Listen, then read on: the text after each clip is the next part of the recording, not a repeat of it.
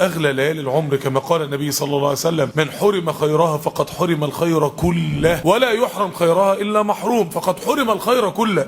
يعني انت دلوقتي عندك ليله ب60,000 ليله، يعني انت قمت نصف الليل في ليله القدر كانك قمت نصف الليل في 60,000 ليله. قمت الليل كله في ليله القدر كانك قمت الليل كله 60,000 ليله. 60,000 دي يعني حاجه رقم فلكي. يعني لو انت قمت 364 ليله طول السنه والليله دي راحت عليك والليله دي راحت عليك، يعني يا اخوانا كيف نفوز بليله القدر؟ كيف الطريق للفوز بليله القدر؟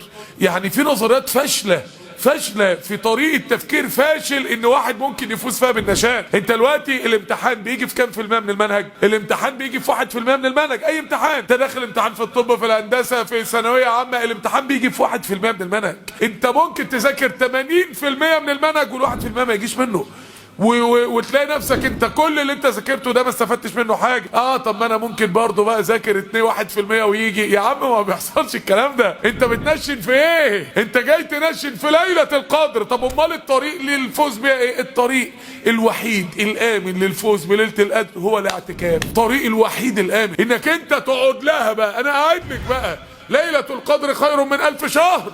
انا قاعد لك، انا قاعد لهذه الليله 10 ايام.